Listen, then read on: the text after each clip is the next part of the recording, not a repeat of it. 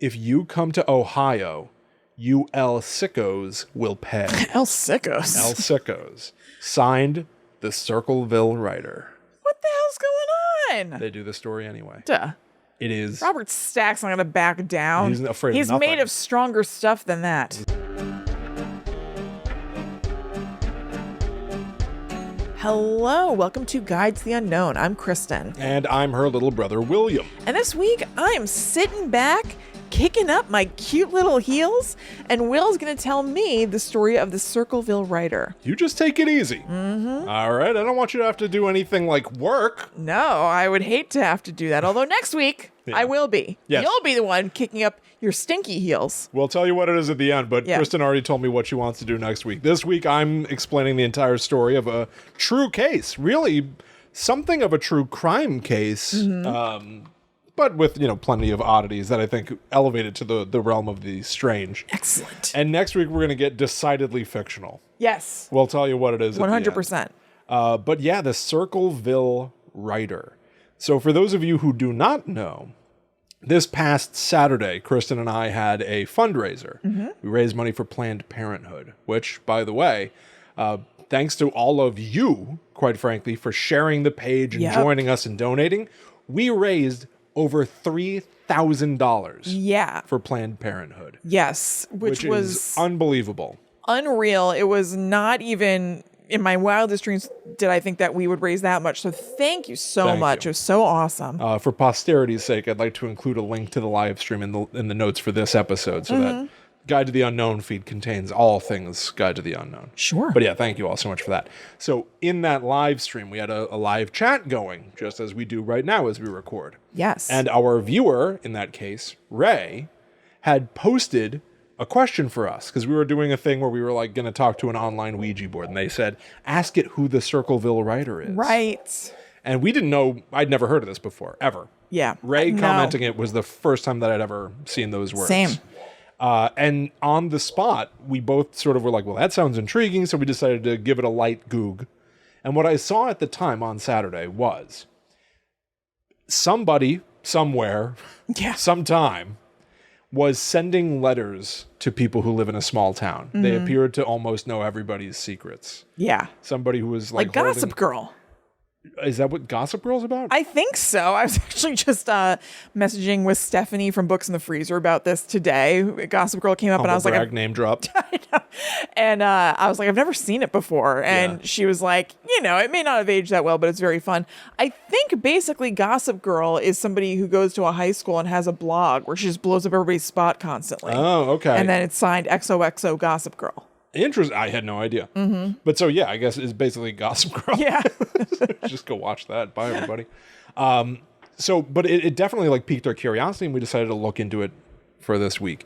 The story is so strange, Kristen. Okay. And it does involve a murder.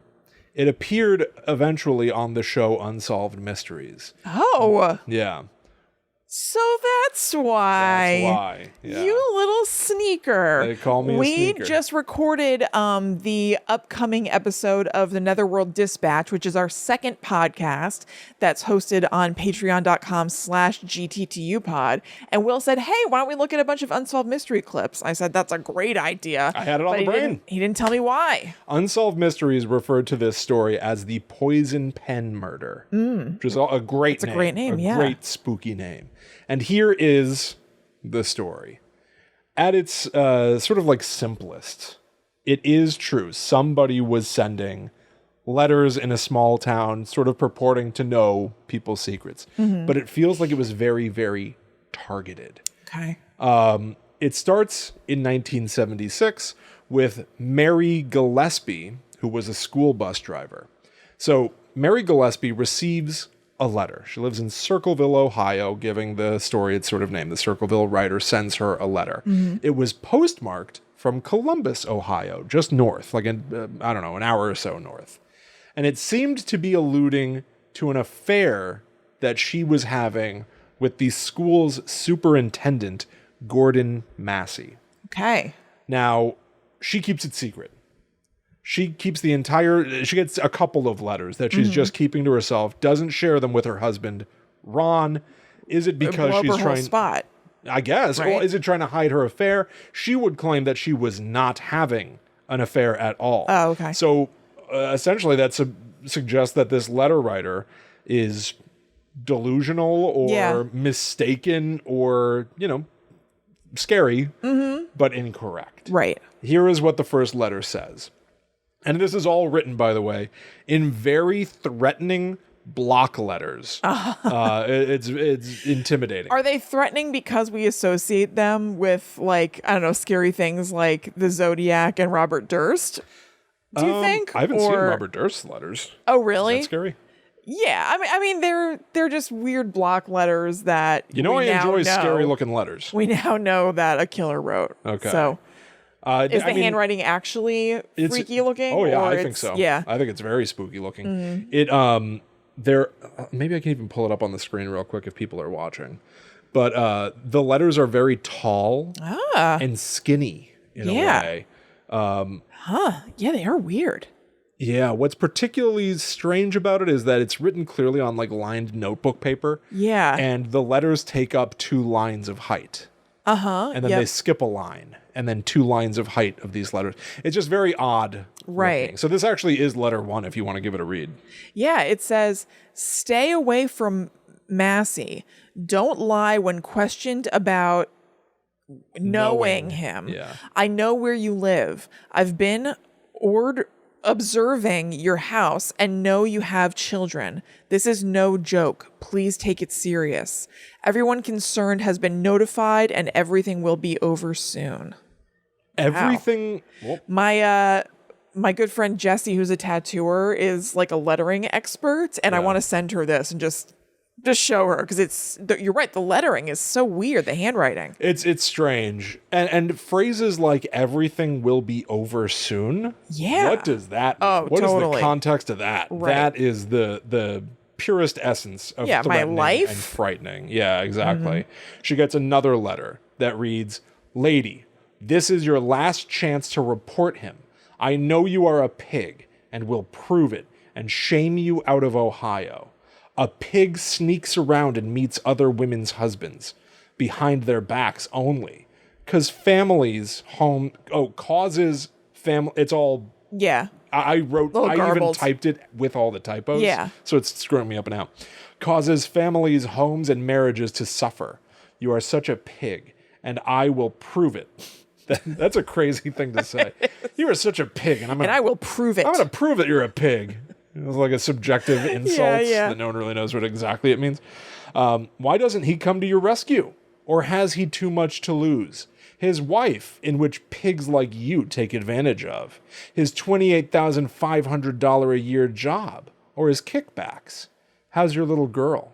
Will she grow up to be like you? Oh my God. Just venomous and psychotic. So, like I said, she keeps the letters What's secret. this guy's job again? The guy who's writing the letters? No. What's Massey's job? They'd be getting kickbacks? Not a writer. Superintendent Okay. of schools. I wonder what $28,000 is in today's money. Yeah. Let's see. $28,000 in 1975 today. Mm-hmm. It's about $150,000. Not too bad for Massey. It's crazy. 50 years later, and it Like triples. triples. This is going Wasn't it 7 times. Oh, it was 28. For some reason, I thought 48. No, that's oh God, boy, that's crazy. Anyway, so she hides these letters, and then one day a letter shows up at the house that's addressed to her husband. Oh my God, Ron. This is very freaky. And I don't know what he wants, by the way. Right now, I should. Does it? Yeah, you're right. He's not demanding anything, is he? Not. Here is why this story is weird, and there are plenty of places now that I've looked up the story of the Circleville writer. This has been covered in a million different places. I just don't listen to a lot of like true crime shows and stuff, so I didn't come across it myself. There's a lot of info, and the story has slight alterations depending on where you read it, or less alterations, more omissions, right? So these are the letters that are commonly printed online that you can find for yourself. So I've got them from Thought Catalog, is what I had just pulled up on the screen. I've seen them from a bunch of different places, though.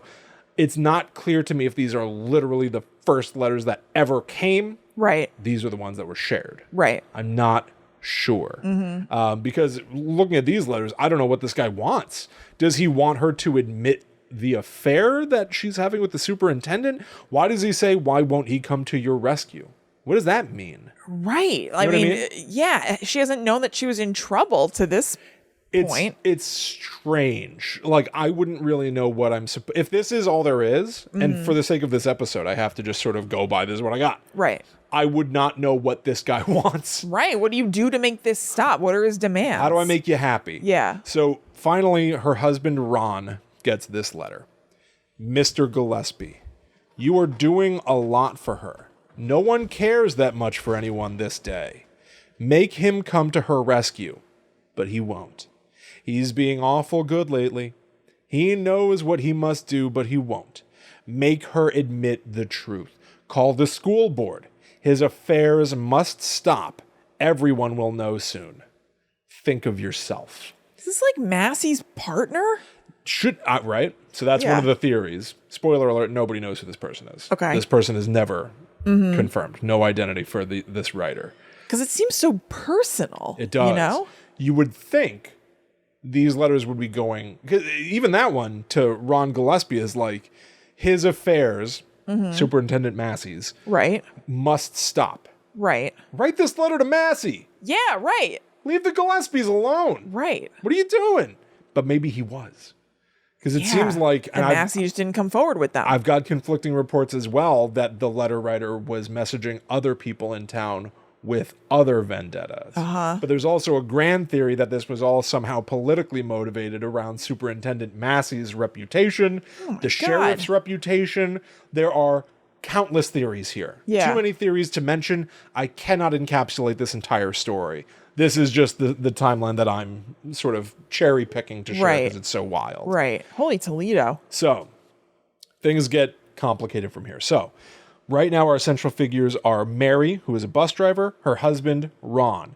The letter writer is saying that Mary is having an affair with Superintendent Massey. She is saying that is not true, but she kept the letters secret from her husband because they were scary and threatening, and she didn't want it to kick up dust that maybe wasn't even there to begin with. Who knows?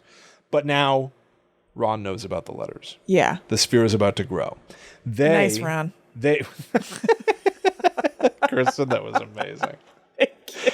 There's a YouTube video. If you just put Nice Ron into YouTube, you'll see a woman videotaping. It's from her point of view, like through her camera.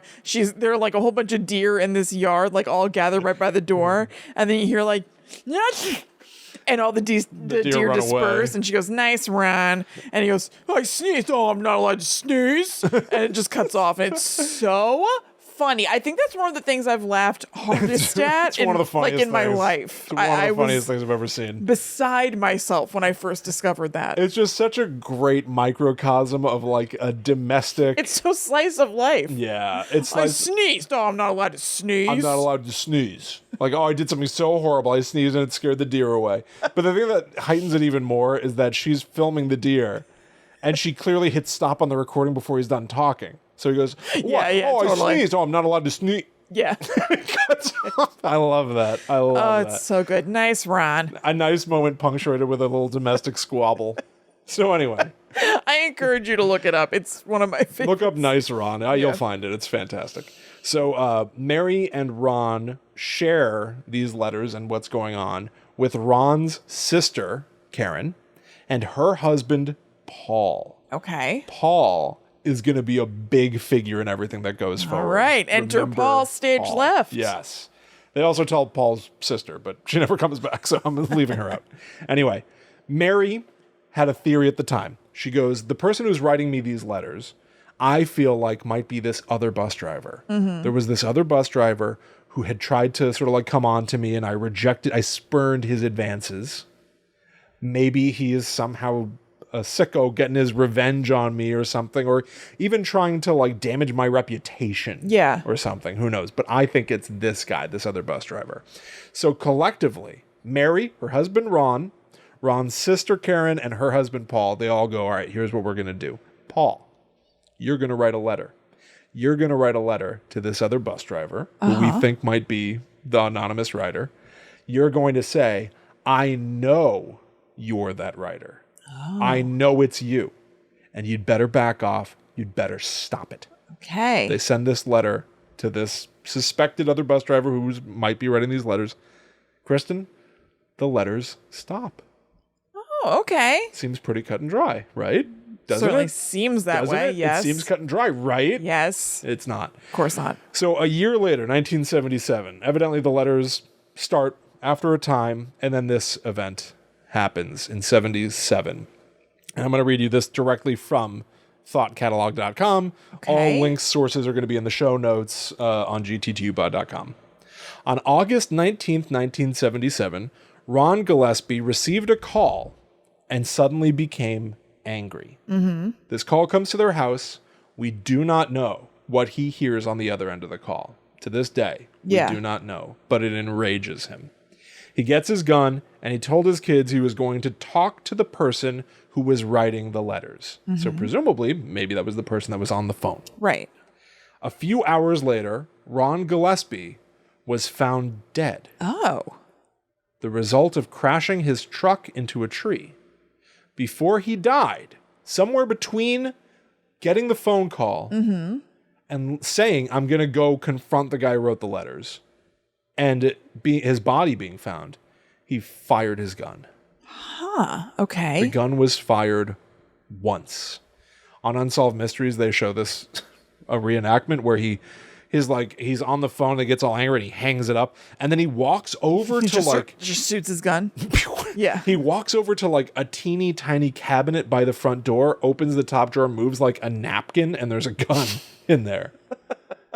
Everybody, please, I implore you, if you're a gun owner, yeah, let's get it a little safer than a napkin. let's lock it up. A napkin's not gonna do. All right, don't go by Unsolved Mysteries reenactments. Right.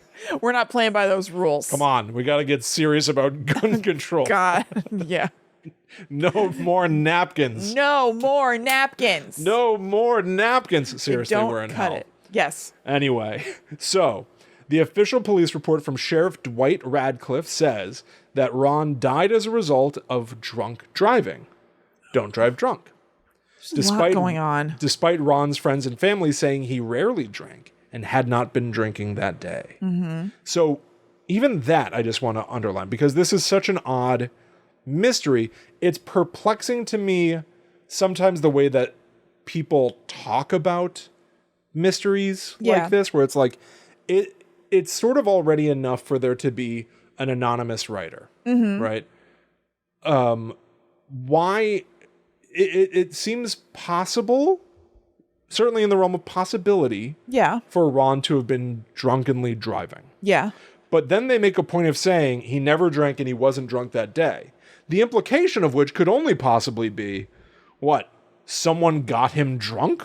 Or staged it to, like, what do you mean? No. So what are you saying? People drink secretly all the time. Exactly. That's what I'm saying. Yeah. It's just weird to say after this accident, like, well, that's not possible. You don't want to believe it. You don't want to believe it, but that seems to be what happened. It has to be.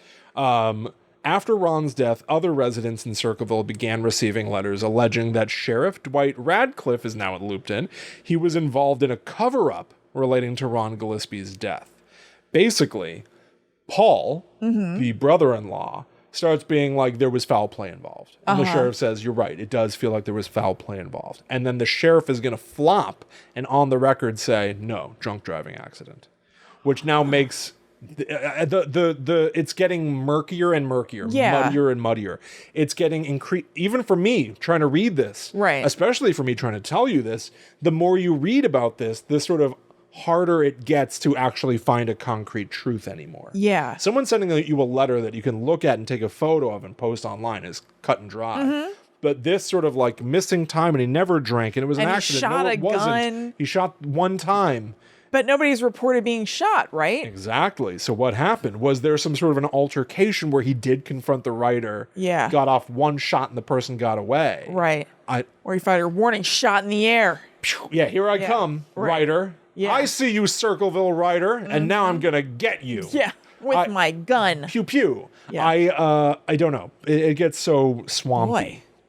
So Radcliffe said that he thought there was foul play involved at first. However, the other person involved they thought there was another suspect here. They thought they had clocked somebody else besides the bus driver guy. Okay. Who passed a polygraph. This other guy passes a polygraph. Nobody knows who the writer is still. Right. I mean, those polygraphs aren't good, though. I know. We know that, too. So, Yes, still could be. And there are straight up flaws in here. Yeah. Wait till you hear what they do to Paul. Although, well, we'll get there. So, Ron's autopsy showed a blood alcohol content of 0.16, which is quite drunk. Yeah.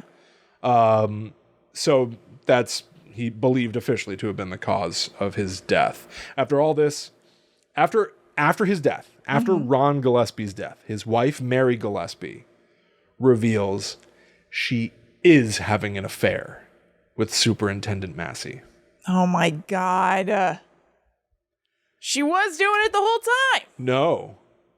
Strangely, newly? she claims she That was this... not having an affair when the letters started.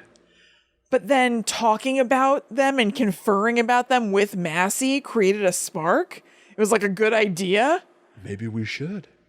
If they're saying it anyway, you may as well do it, right? It would be so funny if we just like Can you imagine if we like kissed? like celebrated or something? Like they're saying it anyway. That would be so funny. Yeah. Oh my God, wouldn't it be so weird? We should get back at them. Oh, if we like kiss? It'd be so weird. It'd be so weird if I like gave you like a smooch and like confess my love to you, my dearest, my darling. I that is so unlikely and odd to me. Now, Yeah, I don't know about that. Guide to the Unknown is not going to make any claims. All of this is alleged. Of course. However, it seems like very odd timing to me Yeah. that she ends up having an affair with the guy who she was she's being accused yeah. of having an affair with when this all began. Right. Her husband is now dead, and it's about to get even stranger. Oh my God. I mean, I guess they were like, well, we can be together publicly now because your husband's dead. Now, I don't know but we if don't want to admit I know. that, yeah. I also want to say I'm not clear on whether or not it was like announced at Ron Gillespie's funeral. I don't think they stood up with their hands clasped. Yeah, yeah. Everyone, we have an announcement to make. They probably gave it a little time. This funeral is also a wedding. Yeah. I don't think so. No, people probably just started seeing them out and about together at the local Piggly Wiggly. Probably. Put two and two together. Yes. And then when they were forced to acknowledge it, they're like, yes, we are together now, but we weren't before. Yeah, we're together now, but Yeah. and stay with me for this because it's weird. We were not together when we were said to have been together. Right. It's like very, very, very, very weird. Yeah. And it's only going to get weirder, but let's take a quick break. All right, let's do it. I mean, I think that we've got to talk about patreon.com/GTTUpod. This is where you can donate monthly to support the show. We have a number of different tiers, so you can find whatever is comfortable for you. And we have bonus episodes that come out every single week. So if you donate at the highest tier, which is $13, you get those weekly. And then we have options that sort of go down from there, and you get episodes that alternate weeks. You're going to find a fit. Yeah. You're going to find something that feels real nice. Yep, something will work for you, and it helps keep the show going. It supports me and Will. It's such a big deal to us, so thank you so much to everybody who already does it. And we have like a bajillion bonus episodes over there already. All of the commentaries for all the Scream movies, all kinds of stuff, and a Discord, which is a really cool chat community. Yeah, with a lot of topics. Yeah, popping off every day. Now, you mentioned bonus episodes, Kristen. I want to let you know that this past Monday, we released episode 64 of our Patreon podcast, The Netherworld Dispatch. Yeah. And on that episode, we looked at different scary subreddits from, well, obviously Reddit. Yes. But we looked at all the spooky things that people are talking about right now. We watched clips of things that people are sharing that are spooky. And we also saw a lost video, a lost movie, a lost film from Nickelodeon called Crybaby Lane. Yep. And Sabrina the Teenage Witch introduces it like some sort of a G-rated Elvira. Yeah, which is such an amazing parallel to make. You were absolutely on the money with that. That's exactly what's going on, and it's very strange, but awesome. It's so strange. There's a great moment where we shared a clip of this on our social media at GTTUpod. There's a great moment where she's like, so lean back with some popcorn, and she sort of like bites her nails. There's like a weird, chaste, suggestive quality to this. She goes, and maybe some company. Yep. And then she wiggles her fingers and does some magic and summons some guy. somebody. They never acknowledge who. He doesn't speak or anything. But all of a sudden, there's just like a boy on the couch with her. And sound effects go like, ooh, and like cat call. Yeah. And he looks like, like a 90s. Like a 90s dude. I wouldn't even say a 90s hunk. He looks like just some guy. Some guy. With his sunglasses like propped up on his forehead. It's as if on set they were like, we need some guy for this show. Right. Any guy. And they found a guy and pulled him over to sit on the couch. And they share a little popcorn, but the suggestion is there. Right. That they might watch Crybaby Lane together. Yeah. Slightly closer. Right. They keep their distance. There's plenty of room between them. Yes, Kristen's referred to it as leaving room for the Lord. Yeah, you gotta. Goddamn made me laugh. And as Kristen mentioned at the top of the show, we've already got the next Netherworld Dispatch in the can. We're set with it. We look at Unsolved Mysteries, not just clips from shows, which we certainly do. We look at the show itself by the end. We figure this whole thing out. I learned a friggin' lot. We learned a lot about the show Unsolved Mysteries. Yeah, I consider myself a big fan of Unsolved Mysteries, and there was a ton of stuff that I didn't know and that I've got work to do. Yes. I've got my work cut out for me. It's all waiting for you on patreon.com/GTTUpod. Yeah. One final call to action, as they say in the biz. Yeah. I want people to send us stuff to react to on the Netherworld Dispatch, where we have the freedom to watch clips. Send us spooky stuff you want us to look at on the Netherworld Dispatch, and very specifically, send us episodes or moments from Unsolved Mysteries. Oh, that'd be great. You want to share with us, because I definitely want to look at something going forward. Yeah. Send that stuff to gttupod@gmail.com. Timestamps would be great, too. Yeah, absolutely. But let's get back to the Circleville writer. Yes, this little writer boy. So... in 1977, Ron Gillespie is found dead. Killed, ? Right? 77 to 1983, very ambiguously, my research reveals that the letters continue. Okay. In what form, I am not entirely sure, Yeah. admittedly. But the writer is still targeting, very specifically, Mary Gillespie, although it is said that they're sending letters to other people as well.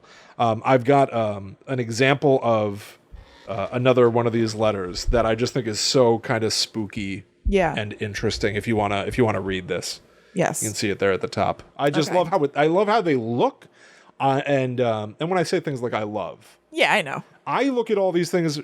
Let me also get this out, because I famously am not a true crime-y person. These are real people. These are real people's lives. I don't want to toy with them. This is almost like somebody taking reality and pushing it to an absurd level where it's fascinating to look at, and it makes my brain go crazy with like almost a fiction story couldn't do this justice. Right. But yeah, please read that letter.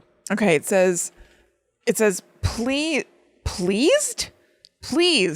Let's keep writer happy. You have been watched. Failure to comply and you shall suffer. No one can help, no one can protect you.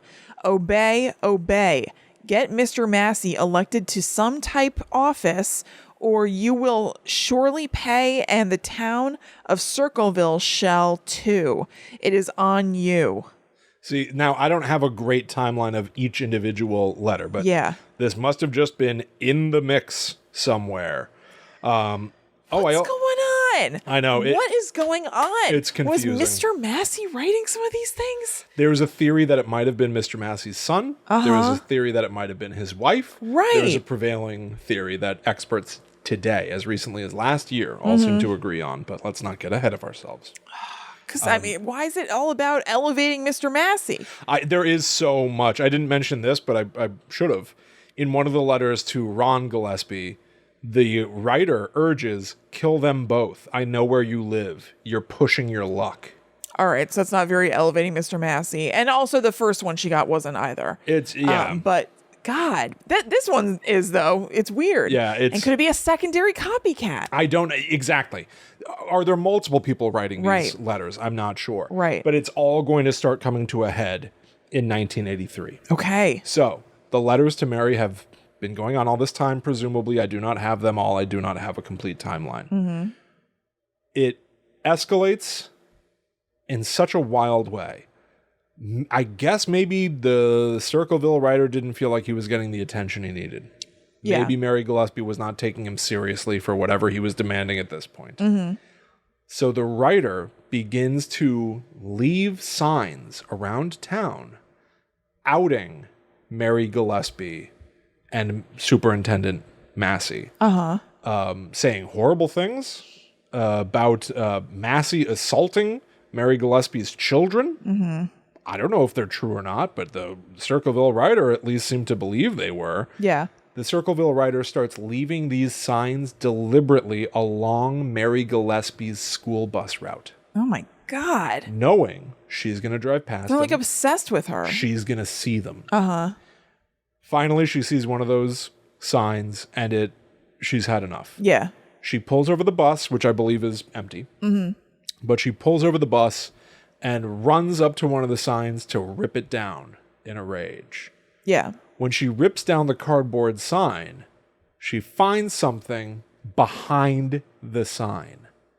The Circleville writer had rigged up the post for the sign, a little box on top with a string tied to the sign itself. The string was tied to the trigger of a gun. Oh my God. So, the Circleville writer had now decided to booby trap these signs. Yeah. Knowing that they were presumably going to push Mary Gillespie to her limit. Right. She would try to rip them down, and in doing so, she would fire a gun at herself. Did that happen? No. Were all of the signs equipped with guns? Because how could they know which one she's going to rip down? This is the more concerning part to me, and I don't see many people asking that question. I don't know. You'd think that I might have come across an article where they checked every single sign that was the only one booby trapped. Or they were all booby trapped. I don't know the answer to that question. Oh my God. Maybe that answer's out there, by the way. The fact that I don't know it doesn't mean that it doesn't exist. But nowhere did where I looked at this story, did I see an answer to that question, which was also the first one that I thought of. Because how could some guy figure she's going to rip down this sign? Right. Booby trap them all. Of course. Or, and I'll dig into this momentarily, did Mary Gillespie... What the hell is going on in Circleville? Was Mary Gillespie herself trying... My mind also went there. ...to rig the situation, not making an accusation, allegedly, theory. Was she trying to elevate the game? Right. Because she was making herself a target. Right. The booby trap didn't work. Is that the fault of the Circleville writer's inability to rig a booby trap? Right. Or was that constructed to be a booby trap that wouldn't work? So she knew she'd be safe. Did she set it up herself? Whew. To play the victim? Yeah. I don't know. But the gun in that box had a registration number. Somebody, the watcher, the writer, tried to remove it, failed to remove it. The registration number pointed to Paul.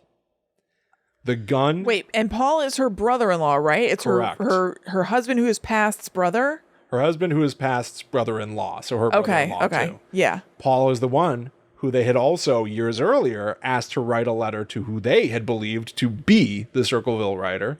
So Paul's got skin in the game. What the heck? Wait, what? Now, 6 years after he wrote a letter accusing somebody, Paul's gun is found in this booby trap. So what are people thinking? Are they thinking that the Circleville writer is pissed at Paul and framed Paul in this way? Or they're saying that... Well, on the spot, they're thinking way simpler than that. They're thinking, it's Paul. Right. It's Paul's gun. Right. The Circleville writer is Paul. Yeah. It's his gun in the booby trap. He made the booby trap. Right. Except your first point is probably the most obvious thing of all.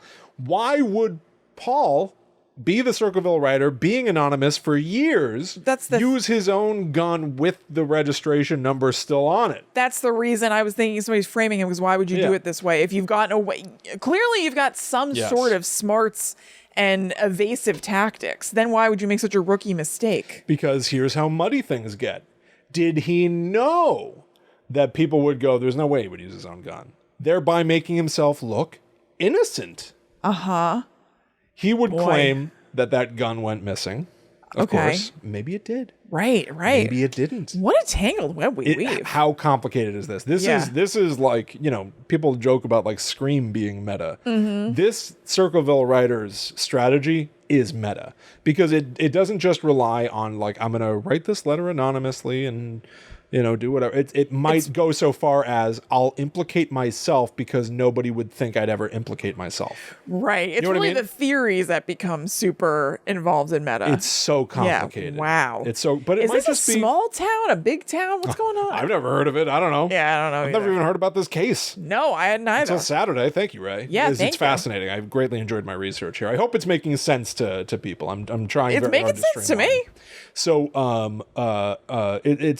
so they arrest Paul. Yeah. And they ask him. They want to get a handwriting sample, which is perfectly sensible. Yes. So they show him the Circleville letters, and they have him try to write what's written in the letters. Later, it would be pointed out if you show somebody the handwriting of a madman and say, write this, don't you think, even subconsciously, maybe you'd accidentally, mentally trace the shapes of how they wrote the letters? Right. So Paul's handwriting is found to match the letters. Wait, no, wouldn't you mentally be trying not to match the letters? Because you don't. Of course you would be trying not to match the letters, but if somebody shows you, write this. Oh, I see what you're saying. Yeah. Oh, I understand what you're saying now. Yeah. And you're like, oh, I'm supposed to draw that? You're not writing a letter, you're drawing a picture of the Circleville writer's letter that they sent. You know what I mean? So it's a flawed experiment. They should have that typewritten in Times New Roman. Absolutely. And show that to him and have him write it out and see if his handwriting matches. Yeah. Don't show me the Zodiac's handwriting and go write this. Right. I feel like it's a game of failure. Yeah. Or at least it's not a clean experiment. It's not a clean experiment. I really don't think that it would influence me to write like that thing. I really don't. I think I'd still just write in my handwriting. P.S. Yeah. I don't understand how handwriting analysis can even... I think that's also pretty, junk science-y. I think it is, because I would just write in bubble letters. Right. You know what I mean? Like, I would just change my handwriting. I know. I don't know. I don't know. If I didn't do it, I would just write the way that I write. You know what I would do? I'd be like, they're going to figure it out that it's not me. No, you know what I would do? I'd be really, really honest. It'd be suspicious, though, because what if they then yes, you should be honest, because what if they come across... What if they're looking for handwriting samples at the same time as they're asking you for one? Right. So it looks very weird that you're all of a sudden writing totally differently than you always write. That makes you look more suspicious. You know what I'm going to start doing? I'm going to start keeping multiple journals. Yeah, in different kinds of handwriting. Same day, same text, different kinds of handwriting.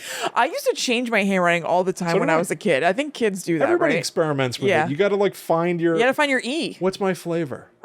Ooh, who do I want to be? Ooh, who's this girl? Who's not trying it on? Absolutely. Exactly. And handwriting's such a fun way to do it when you're a kid. I loved that. Certainly. It's almost all you have to do. That's true.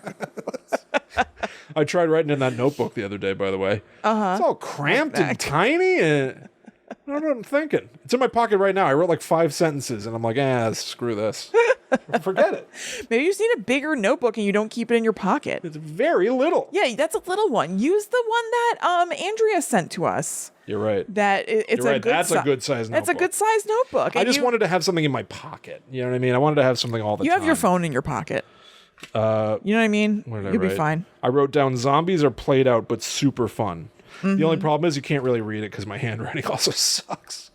No, I like your handwriting. I like my handwriting too. Yeah, you and Mom both have nice handwriting. My handwriting is dog shit. I get mocked for my handwriting. I like it. I think it's nice. Thank you.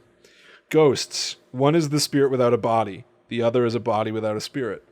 Yeah, you said that on the show, and I keep thinking about it. Yeah, I keep thinking about it too. Yeah. Is that fodder for a story? I think I got something. Probably is. I think I got something here. Yeah. I think I'm working with something. I think you're cooking with something. Yeah. But I think you got to take It's called That's My Body. Right. Then you got to take it from the little notebook to either a bigger notebook or just do it on the computer. Who cares? I know. However it gets out is good. You know what? I think I might start getting some bigger paper, write some letters, sending them to some people anonymously. So, it'll get the juices flowing. You're right. Exactly. Yeah. You gotta get in motion to stay in motion. Right. Might share some secrets with the townies. So, Paul is arrested. He is tried. Curiously, he never takes the stand in his own defense. Okay. He would later reflect on this as a blunder. I think that's often not advised, I believe. Just take the stand? I kind of think so. I don't know. I think it is. Paul's locked up for about 7 to 10. Oh, that sucks. Now, does it seem like he didn't do it? Well, the Circleville writer is in jail. The letters stop. Oh. Right? Well, they should. Oh, they didn't? The letters What the hell's going on here? coming. The letters keep on keeping on. I wonder if that handwriting is blocky so it can be replicable. See, I love this theory. I've got this is really weird. Andy Kaufman. Yeah. Right? So Andy Kaufman. You're saying that there's a little bit of a Tony Clifton situation going on with the Circleville writer. That is exactly right. Yeah. For those of you who do not know, Andy Kaufman was a comedic personality from the 70s. He was on the show Taxi with Christopher Lloyd. That's right. We love Christopher Lloyd. Danny DeVito. All of our friends were there. Judd Hirsch. Yeah. So Andy Kaufman had a longtime comedy partner named Bob Zamuda.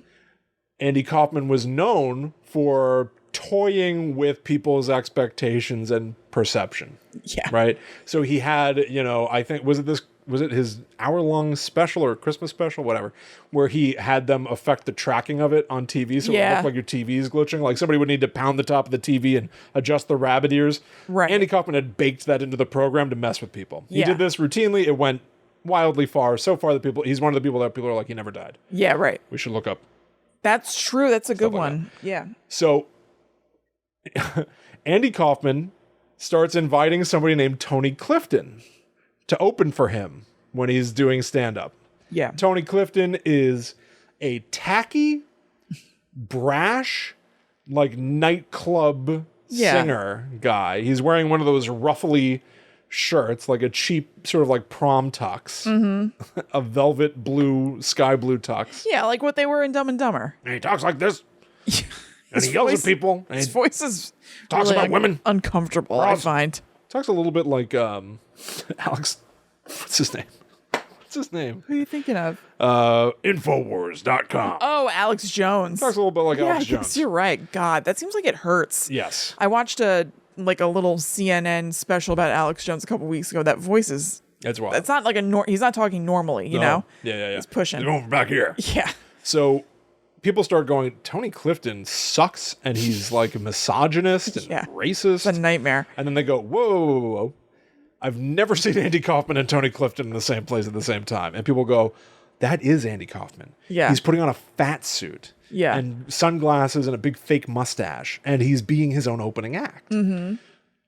So Andy Kaufman realizes that people are onto it. Right. So Tony Clifton comes out one night and people go, Andy, it's Andy. And then Andy Kaufman comes out. Mm-hmm. And they're like, Tony Clifton is not Andy Kaufman? Yeah. And it's so confusing. Turns out, sometimes Tony Clifton is Andy Kaufman. Sometimes it's his partner, Bob Zamuda. Yeah. They figured out a persona where they can each do the same voice. Right. And they can each wear the same costume. And nobody knows who Tony Clifton really is. I love that on the surface. I think that is outstanding. Yeah, I love it. There was a period of time where my old writing partner, Bobby, I pitched this to him a couple of times. He never wanted to do it. Nobody wants my ideas. I said, we got to find a voice we can both do. Yeah. And make a Tony Clifton. Yeah. That would be just fun to do. Right. I wonder if the Circleville writer is a persona. It is not one person. It is multiple people. Mm-hmm. This is also partly believed to be Zodiac. You know what? Similar era, by the way. Yeah, I guess you're right. It was of the time to be writing letters taunting people and to be lording your own supremacy and telling people to obey and to listen to you. Yeah. even that the first letter where it was written on that lined paper and they would use like 2 lines for the letters and have a space in between. Like when you learn how to write in school, a lot of the times it's that kind of lined paper so that you can like, you know, hit the curve of an S right in the middle or the F B, little line. one of the loops of a B should be on the top line. One of the loops of the B should be on the bottom line. Right. So that would be a good way to get 2 people to have handwriting that's about the same if they're following the same literal guideline. You're right. That's brilliant. You're absolutely right. It's child hand letter writing. I love that. Yeah. I recently listened to Robert Graysmith's book about the original Zodiac book, because you know I'm a Zodiac nut. Yeah. And he posits a theory that I had never heard before by the end. He says the Zodiac letters were not written, they were drawn. Yeah. He believes that all the different letters came from different sources that were then projected onto a piece of paper, and the Zodiac traced them. Right. There is no handwriting match possible. Right. Because those letters are almost like ransom notes from the 70s where somebody clipped out the letters from a magazine. Yeah. Impossible. Yeah. If I wanted... So smart. It's so smart. Yeah. So simple behind the scenes. Yeah. And that's what a good mystery can be sometimes. Yeah. The solution itself is simple, but when you try to obfuscate it, you complicate it. You make it seem like it's more complicated than it really is, when at its core, it's 2 people who go, here's how we make our letters look similar. Yeah. Yeah. Brilliantly devious. I know. So, Paul is in jail, and the letters keep coming. Paul comes up for parole. And he says, but the letters never stopped. Yeah. They say, we don't care. We know it's you. Yeah. They keep Paul in jail, even though the letters never stop. Paul is released from jail. He continues to insist that he is innocent. And then eventually, Unsolved Mysteries comes starts strolling looking by. into the case. What do they have to say? Unsolved Mysteries comes along with Robert Stack, and they're going to do their story about the poison pen murder. I'm not sure when this was announced or when it became clear that they were about to do this. Yeah. But, you know, Robert Stack is at the office, you know, is smoking a stogie, getting his trench coat on. his trench coat on, That hair fluffed. taking a nip, evidently. Yeah. Yeah. According to rumor. According to rumor. Allegedly. Yeah. Everything is alleged. And somebody goes, oh, the mail's here. We got a letter. From the Circleville writer. What? Forget Circleville, Ohio.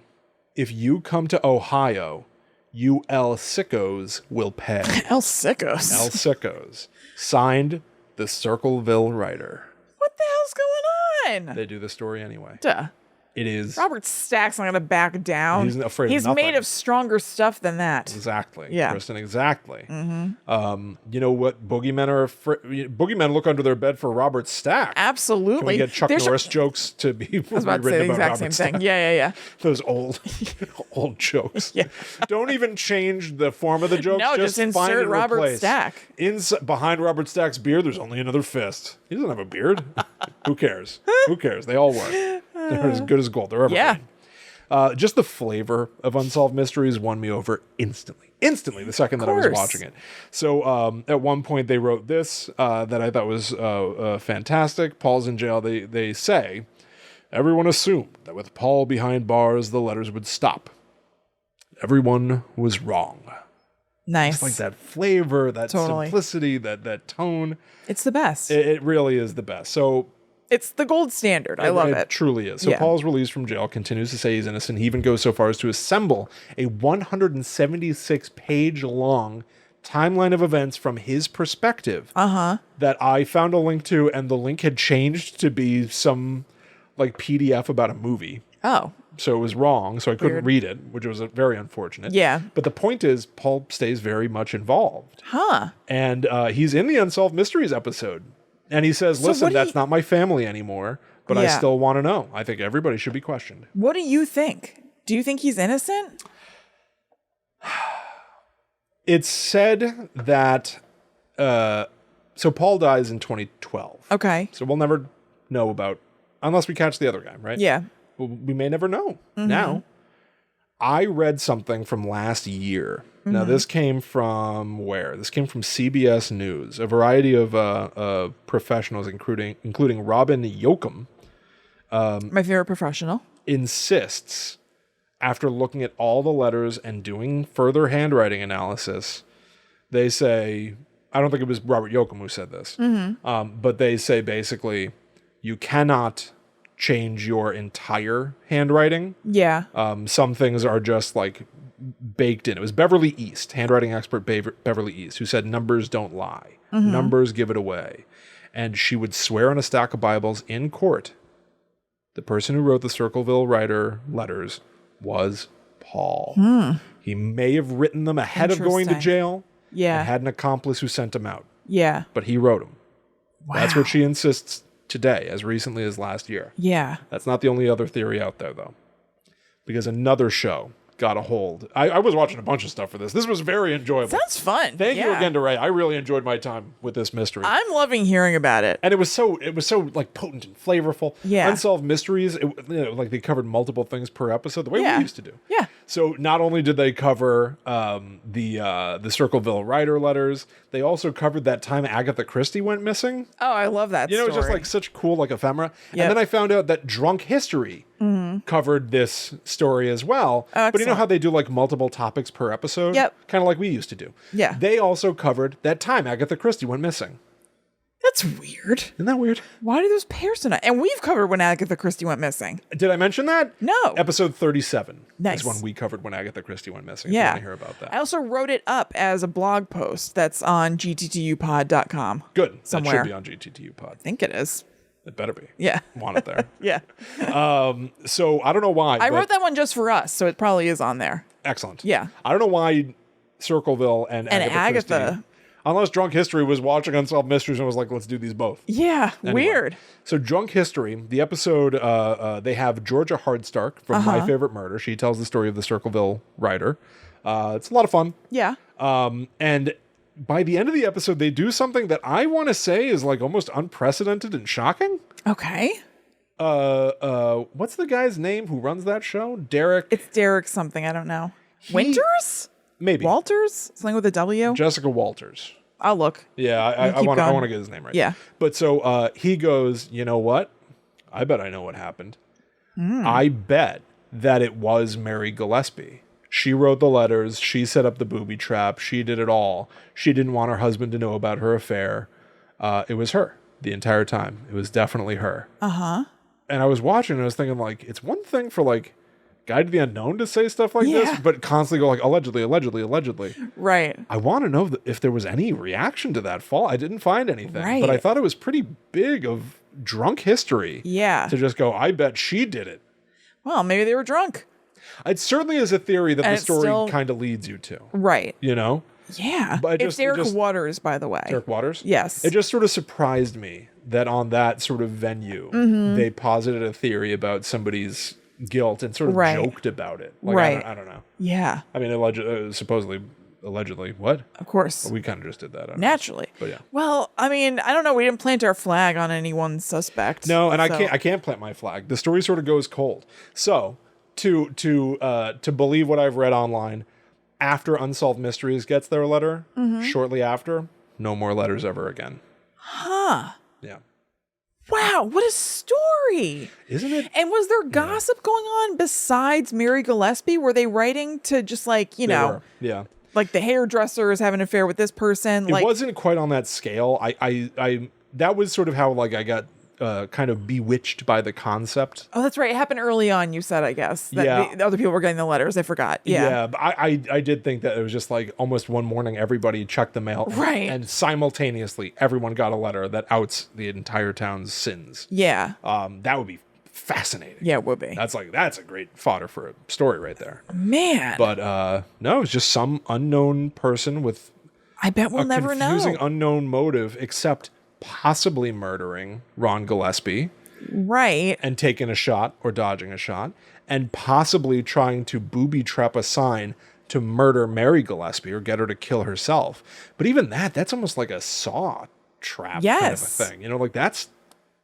And it's- if you are to, let's thought experiment, assume that it is Paul, like why? What's the motive?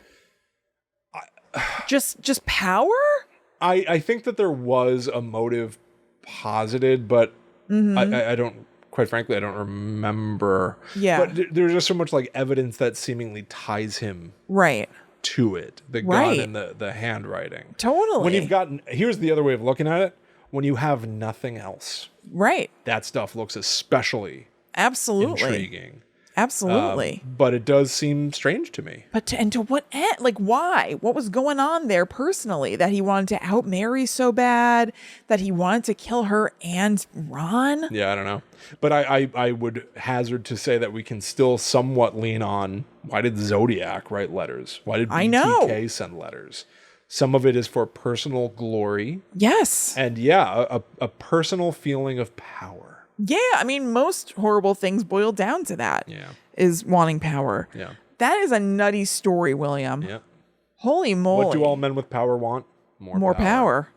We know Boy. who said that. Who? The Oracle from the Matrix. I just filled it in because it makes sense to me. If that's what they want, I didn't realize it was a quote. Yep. You know what? He was right. One of the wisest people. Oracle is a woman, or at least her programming makes her look like a woman. God, what's going on? She's not technically human. So, yeah. Anyway. What's going on with me today? I keep doing sexist things. Kristen's fight the power. It's Kristen. I know. My internalized misogyny is showing. I'm taking Kristen down. Yeah. But there you go. The Circleville writer. Incredible. Thank you, Will. Thank you, Ray. Yeah, thank you, Ray. For holy crap. I love it. I've never heard any of that before. No. That's a wild story. It's just a wild. That's really what it is. This is not a ghost story. This is not aliens. This is not some Sometimes bit of folklore. We cover a wild story. Secret societies. Just a mind-blowing wild story that kind of makes your head spin and flings you off into all of these like what if scenarios. Yeah. And that's what's fun about mysteries. That's yes. Yeah, absolutely. It's just a real crazy story. But yeah, that's that one. And if you want to check out that Agatha Christie story, that is in Guide to the Unknown 37. Mm-hmm. That's a great story too. Snoogans. Snooch to the booch. As this episode drops, we should finally have the trailer for Clerks 3. Kevin Smith is teased. As our audience has been waiting on with bated breath. Everyone's been waiting. When this episode drops, I will have seen it. Kings of New Jersey, as will I have. Yeah. Okay, so let's go from one sprawling, mind-bending story to the big reveal of what I will be telling you about next week. Nooch, nooch. Nooch, snooch the bitch stick. Hard pivot into Kevin Smith lore. Don't stink palm me. Okay, I am going to explain to William, give him an overall lay of the land of Pretty Little Liars, the entire series. Is there something I should watch? Should I watch like the pilot, or should I watch the finale? What if I watched the finale and I had to make sense of that? Would it make sense? Absolutely not. Would that be fun or just head spinning? If anything, I would say watch the pilot. I think I've said it on the show. I think the pilot is like a perfect pilot. Okay. I think it's so good. So maybe give that a look. Yeah, all right. It sets everything up. You like get to know the people. I haven't watched. Well, I guess I watched it like last year. I remember watching it. I was like, damn, this is a hell of an intro episode of a show. You don't really see this a lot. All right. I think it's on HBO Max. You know, who I think the perfect pilot is? Who? I know who. Whoever's a pilot on Wings. Sully Sullenberger. I think a lot of people think that's the perfect pilot. I misphrased. I led you to what the punchline was going to be because I misphrased. I should have said, you know what I think the perfect pilot is. But I said, you know who I think. I already ruined the joke. But Sully Sullenberger is that guy who hit a bird. Yeah. Then landed on the river. Right. Anyway. Sorry, blew that joke. I guess mine is Steven Weber. I assume he was a pilot on Wings. Whoa. Whoa. All right. These are great jokes we got here at the end. Oh, I'm not joking. If you made it to the end of the episode, congratulations. Yeah. But anyway, we will be talking about Pretty Little Liars next week. I am passionate about Pretty Little Liars. I look forward to talking about it. It's something that I've wanted to explain. I've explained it to Will here and there. But believe it or not, I don't want to shock you. I know next to nothing. I don't remember anything you said to me. And the timing is perfect because the Pretty Little Liars reboot comes out at the end of the month. Right. So this can be perhaps if you're interested in the reboot, which I think is pretty disconnected to, to the original show. So you'd be fine anyway. But if you're curious about what the original show was like, this can help you through. So it'll be a digest of the original / something of a primer, at least thematically, for the new one. Mm-hmm, and absolutely. I'll have to have seen some I of it. can't wait for you to meet Aria, Spencer, Hannah, and Emily. Whatever. Yeah. Also, this pivots neatly into we did something brand new and interesting this week. We had a different kind of Guide to the Unknown drop this past Wednesday where we spoke with a couple of people. Yeah. Chelsea Weber-Smith of Euphemet, Jim Perry. Oh, wow. I flip-flopped him. Yeah. Chelsea Weber-Smith of American Hysteria and Jim Perry of Euphemet. And I believe Pretty Little Liars came up in that conversation. It did. Yeah, because Chelsea is also a big fan. So this is on your brain. Oh. And you got to get it out of your system. Absolutely. I don't know if there's any getting it out. Just barf it out on Guide to the Unknown and move on with our lives. I don't know if it's going to work because I think about it all the time. Every morning. And last thing I think about when I go to sleep, first thing I think about when I wake up. Honestly, I do sometimes go to sleep listening to a Pretty Little Liars podcast. Okay. Because I know it so well. Like, I don't really have to stay awake to, find out the next thing. So it's easy to drift off with, but I'm still kind of entertained. It's called Bros Watch PLL 2.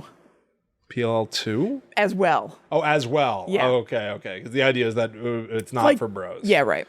But we do watch it. Yes. I'll be one of them. Yeah, exactly. So that's next week. Come back for that. Yes. Thank you all so much for hanging out with us. We really hope that you enjoyed this episode. Thanks again to Ray. The power of just telling us an alluring piece of information. I know. Completely. Astounding. You've bewitched us. Blown away. Send your topic suggestions to gttupod@gmail.com. Send us things that you'd like us to watch and talk about on the Netherworld Dispatch as well. Your favorite Unsolved Mystery episodes, clips from Unsolved Mysteries, any reenactments would be preferable. Those are the good stuff. You'll understand more on the Netherworld Dispatch coming this Monday. Patreon.com/GTTUpod. Yep. Find a size that fits. That's right. Yeah. That's right. You can also go to gttupod.com. That's the home of Guides to the Unknown, where you can find links to all of our previous episodes, some blog posts like I mentioned before, like the Agatha Christie one, information about advertising with us, links to our Facebook group, all kinds of stuff. Yeah. And GTTUpod is also on social media at GTTUpod.